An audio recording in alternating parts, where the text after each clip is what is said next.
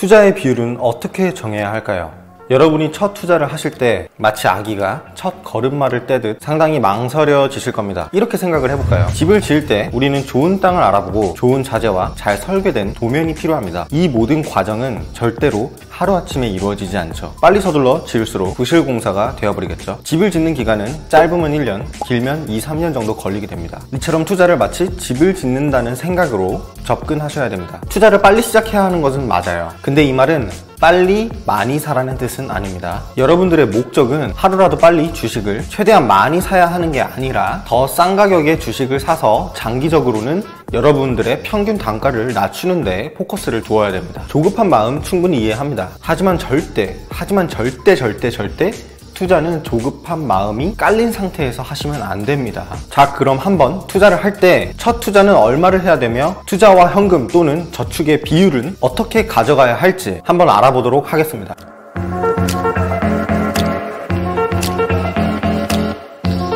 자, 첫 번째입니다. 저축과 투자. 1000만 원을 다 모으고 나서 투자를 하는 게 좋을까요? 아니면 매달 적금하듯 조금씩 투자를 바로 해보는 게 좋을까요? A와 B 타입으로 한번 나눠봤는데요. A 타입, 종잣돈을 만들면서 소액 투자를 하는 전략입니다. A는 단기 적금으로 목돈을 만들면서 가끔 보너스 그런 거 있잖아요.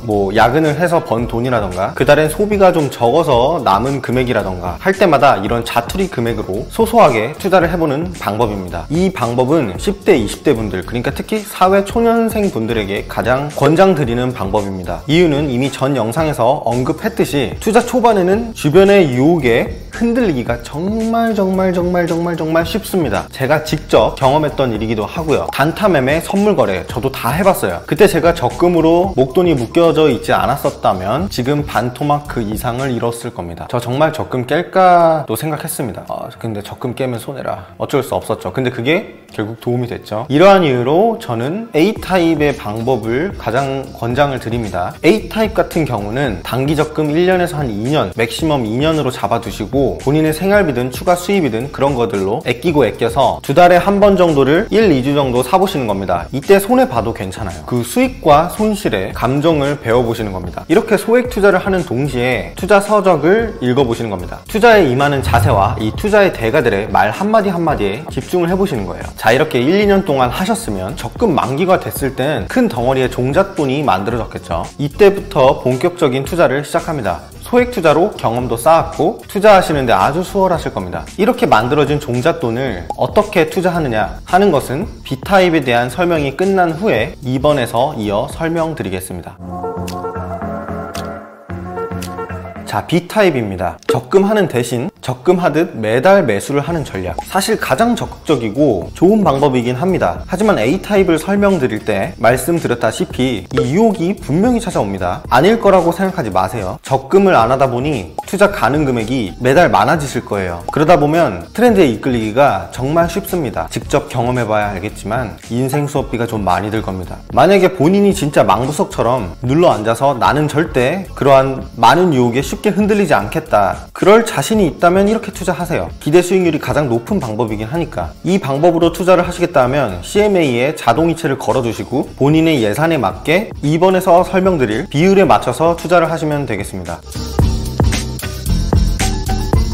2번입니다. 주식과 현금의 비율. 1000만 원 정도의 종잣돈이 있습니다. 어떻게 굴려야 할까요? 현금과 주식의 비율은 어느 정도가 적당할까요? 자, 1번에서 본인이 A타입으로 갈지 B타입으로 갈지 선택을 하셨다면 본격적으로 투자와 현금의 비율에 대해서 한번 알아보도록 하겠습니다. 본론으로 들어가기 전에 이 비율을 기억해 주세요. 6대4와 8대2 비율입니다. 주식과 현금의 비율은 항상 대략적으로 이 정도 비율을 유지합니다. 평상시에는 6대4의 비율로 큰 기회가 왔다고 판단되어도 8대2 비율을 유지하는 겁니다. 우선 기준으로 잡는 6대4의 비율에 대해서 한번 이야기를 해보겠습니다. 예를 들어 내가 1000만 원이 있는데 이 목돈을 어떻게 굴릴지에 대해서 이야기해 보겠습니다. 위의 비율처럼 우리는 일정한 기간 동안 주식과 현금의 비율을 6대4로 맞출 맞출 겁니다. 1000만 원을 증권 계좌에 다 넣은 다음에 600만 원만 투자 계획을 잡는 거죠. 600만 원으로 매달 100만 원 주식을 사겠다 하면 6개월 매수가 가능하겠죠. 이렇게 매달 100만 원을 6개월 동안 매수하십니다. 물론 600만 원을 한 번에 매수하는 것이 아니고 기간을 두고 분할 매수하여서 6대4의 비율을 맞출 거기 때문에 이 기간 동안 투자되는 금액을 제외한 금액 있죠. 그러한 금액들은 CMA 이자를 받든 달러 RP의 이자를 받든 해야겠죠.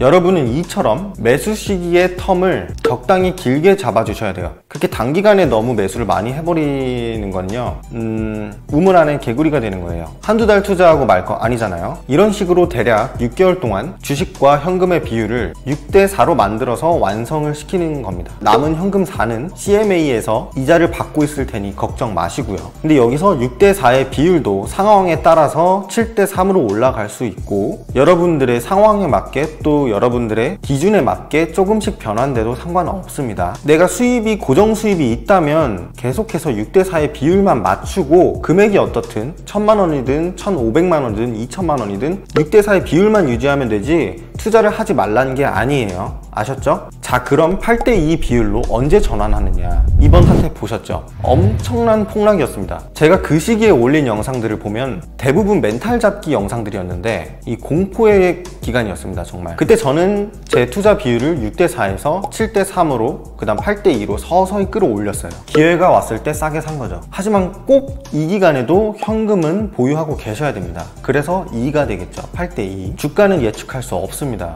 절대 예측할 수 없어요. 이번에 V자 반등이 힘들 거라고 모두가 입을 모아 얘기했지만 U자 반등이나 L자 반등, 그러니까 오랜 기간 동안 침체되다가 반등이 서서히 될 것이다 라고 얘기를 했는데 아주 그냥 태권 V 해버렸죠.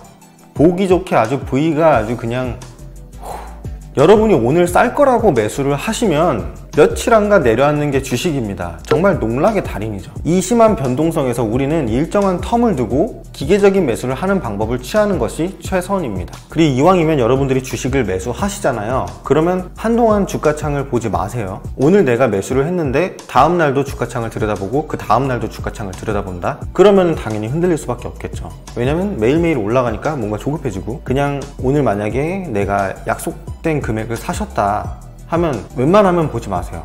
적어도 일주일은 보지 마세요. 저는 평소에는 한 달에 한두 번 볼까 말까인데 요새 유튜브 시작하고 오히려 더 보게 되는 것 같아요. 오늘 영상은 여기까지고요. 어떻게 도움이 되셨나요? 도움이 되셨다면 구독과 좋아요 부탁드리고요. 그리고 정말로 최근에 6,000명의 소중한 분들이 저를 구독해 주셨습니다. 정말 감사하게도. 그래서 앞으로도 도움이 될 만한 영상들을 많이 만들도록 노력하겠습니다.